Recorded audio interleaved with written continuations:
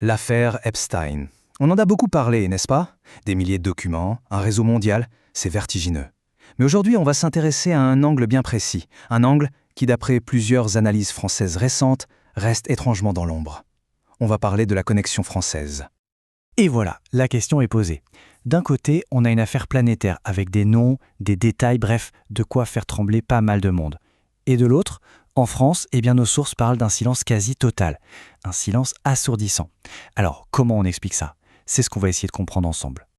Alors, il faut savoir que tout ça ne sort pas de nulle part. L'affaire couvait depuis des années, mais la publication récente de nouveaux documents a vraiment tout rallumé. C'est comme si on avait jeté de l'huile sur un feu que certains pensaient, ou peut-être espéraient, éteint. Au fond, ce qui est frappant dans cette affaire, et c'est ce que soulignent nos sources, c'est qu'on a affaire à deux mondes qui ne se croisent jamais, sauf ici. D'un côté, l'hyperélite, les politiques, les financiers, les stars. Et de l'autre, les victimes, des jeunes filles, souvent mineures, choisies spécifiquement pour leur vulnérabilité, issues de milieux populaires. Une source le dit très crûment, des jeunes filles qui n'auront jamais les moyens de se payer un bon avocat. C'est ça, la violence de classe dont on parle ici. Et pour se rendre compte de l'ampleur du truc, imaginez.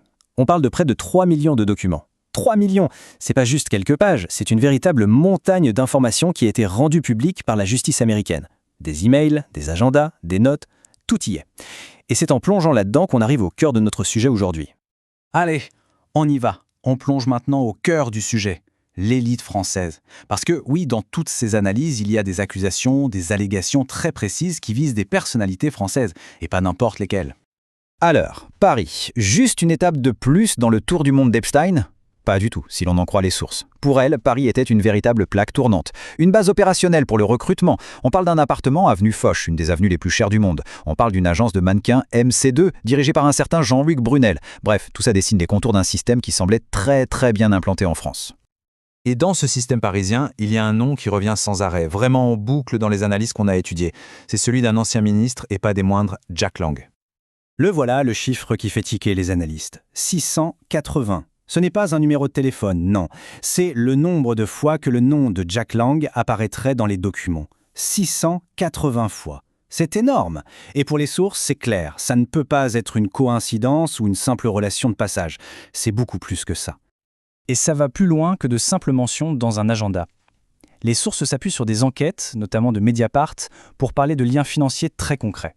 On parle d'une société offshore aux îles Vierges non déclarée, codétenue par la fille de Jack Lang et Epstein. On parle d'un virement de 1,4 million de dollars. On parle même d'une promesse d'héritage de 5 millions de dollars dans le testament d'Epstein. Ce sont des allégations extrêmement lourdes qui soulèvent forcément des questions. Ok, donc on a Jack Lang.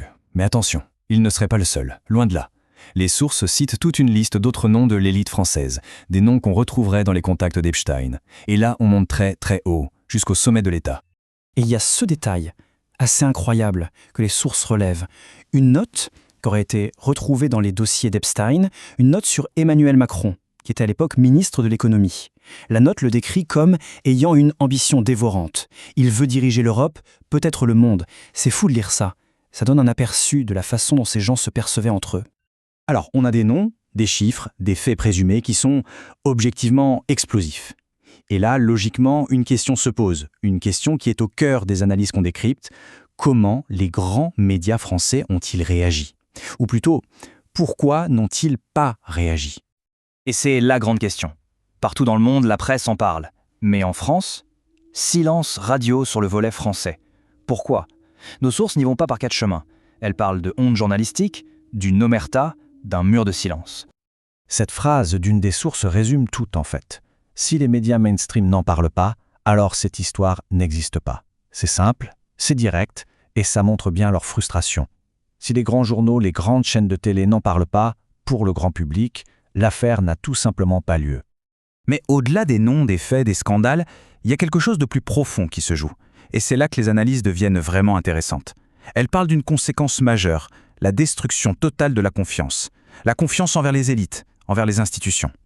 Et pour expliquer ça, pour expliquer cette sorte de passivité générale, une des sources utilise un concept de psychologie assez parlant, l'impuissance acquise. Qu'est-ce que c'est? C'est simple. C'est quand, à force de subir des chocs, des scandales qui n'ont aucune conséquence, on finit par se dire que ça ne sert à rien de réagir. On intègre l'idée qu'on est impuissant et du coup, on ne fait plus rien. Il y a une image géniale pour illustrer ça, utilisée dans une des sources. C'est celle de l'éléphant de cirque. Quand il est petit, on l'attache avec une corde à un petit piquet. Il essaie de se libérer, mais il n'y arrive pas. Alors il apprend que c'est impossible.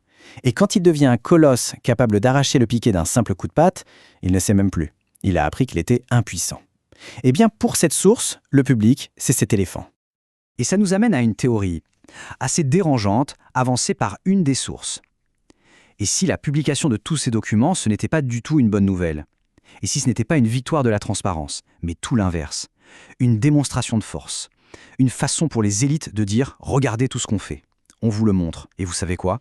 Il ne se passera rien, parce que nous sommes intouchables. » C'est une idée qui fait froid dans le dos, non? Au final, ça pose une question absolument fondamentale, et plusieurs sources la posent. Est-ce qu'on n'est pas face à un immense système de chantage? Est-ce que le but de tout ça, ce n'était pas de tenir le plus de gens puissants possible pour contrôler tout le système? Et ça ouvre sur une question beaucoup plus large, qui nous dépasse tous. Qu'est-ce qui se passe dans une société quand la confiance est totalement, complètement rompue? Quand plus personne ne croit en ceux qui dirigent, en ceux qui informent, en ceux qui rendent la justice? On va finir là-dessus, avec cette phrase, tirée d'une des sources. C'est une phrase qui s'adresse, je pense, à beaucoup de gens qui se posent des questions depuis des années, qui se sentent peut-être un peu seuls dans leur coin. La phrase dit « Dites-vous juste une chose. Vous aviez raison avant les autres. » Voilà. Ça ne clôt pas le débat, bien au contraire. Ça l'ouvre sur tout le reste. La vérité, le pouvoir et ce qui nous reste de confiance.